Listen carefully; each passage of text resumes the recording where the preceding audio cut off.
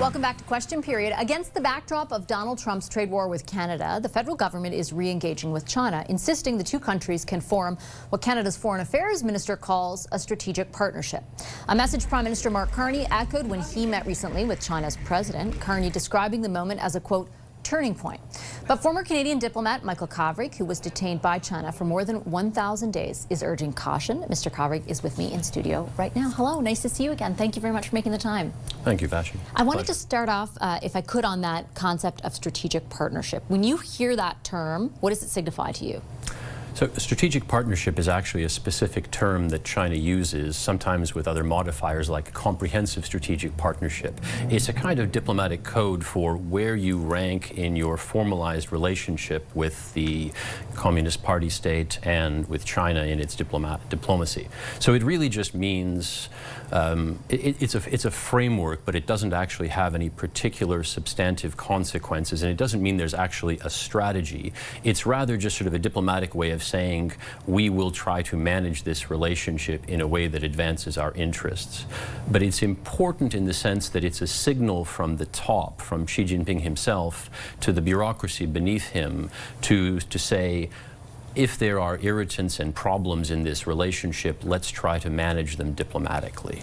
The Foreign Affairs Minister, Anita Anand, who employed that term following her visit to China, told the Canadian press that to her, what a strategic partnership entails, it means going beyond, and this is somewhat similar to what you said, allowing individual irritants to strain the entire relationship and permitting Canada to advance its economic and security interests. Do you see, outside of the potential economic benefits of being able to turn to China where the U.S. is no longer viable, do you see other areas of, of interest where there is convergence between Canada and China? So let's be clear on what the parameters of this is, right? China is pursuing an agenda that in many respects is adversarial and problematic for Canada and for every Western democracy. So that's the backdrop to this, right? One of the most obvious elements is its full-on backing of Russia in its invasion of Ukraine, which in addition to costing Ukraine tragic amounts of casualties and economic damage, for Canada has cost Canadian taxpayers over $20 billion in support to Ukraine. China could have stopped that war years ago if it had wanted to withdraw that support. And that's just one of many things that China continues to do that are highly problematic for Canada. But against that backdrop, Canada is still trying to advance its interests, particularly economically, and to look for alternatives, right? The key is diversification to balance relations with the U.S., to reduce those dependencies. And the Indo-Pacific region is the biggest, most economically dynamic region in the world. It's not just China. There's a lot more to Asia than China, but China can be a part of that. And I think what the Carney administration is trying to do is look for bounded cooperation opportunities that can advance Canadian interests. The challenge is to do those in such a way that we don't compromise on sovereignty, on our freedom of action in terms of foreign policy or freedom of speech, and on any other aspects of national security. And so what Minister Anand and the Prime Minister need to do is chart a course that looks for advantages and leverage. One of the aspects of the trade relationship that is certainly, and we've spoken about it before, that certainly was the big story heading into that was, a few weeks before the trip, the ambassador from China had sat in that seat and said, essentially, if you guys take these EV tariffs away, we will take away our agricultural tariffs, establishing a very specific quid pro quo. That hasn't yet materialized. I know that in the past you had warned against doing that because of the signal that it would send. Do you see any optimism in the fact that we haven't yet conceded on that in your advice to the government as they navigate this? I mean, the elephant in that room, of course, is the American position, right? Donald Trump has lately been talking about doing things that would completely disconnect the North American auto sector. I don't think that's likely to happen, but if it really did, it would completely change the paradigm. So to a great extent, I think there's a waiting and see approach. Canada has said that it is going to review those tariffs and so on now.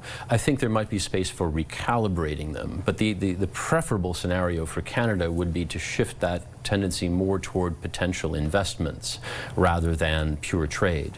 Because let's be clear, this is not even though the Chinese ambassador is presenting this as a quid pro quo, it's not a real one. Canada imposed those tariffs because the Chinese economic distortions are resulting in a massive dumping and overproduction, not just of electric vehicles, but of industrial products in general. This is an economic distortion that's a result of their political economy. Do you foresee any world in which China stops those kinds of practices? And I ask you because we're now facing a situation where there are many people in this country who are writing op-eds and advocating for turning directly to China in a commensurate fashion, in a commensurate way to the degree that we turn away from the U.S.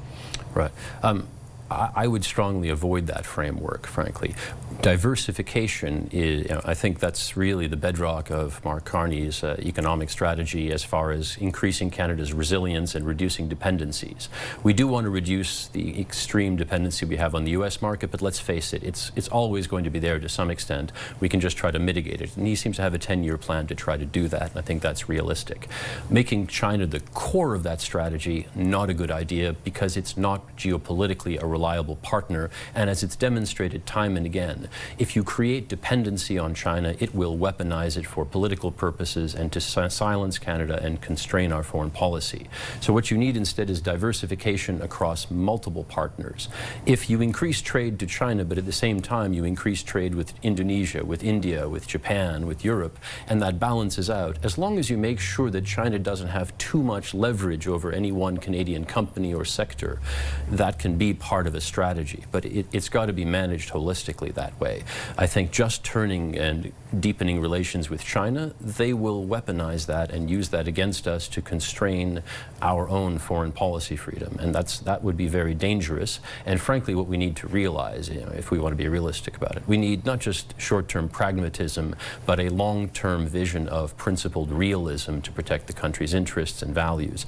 The United States will react negatively if we are perceived as tilting too rapidly toward China, and there would be costs to that. So this all needs to be balanced. Okay, I'll leave it on that note. Mr. Kovrig, a pleasure as always. Thanks for your insights. Thank you, Vashi. Appreciate it. Coming up today, Trump's tariffs put to the test.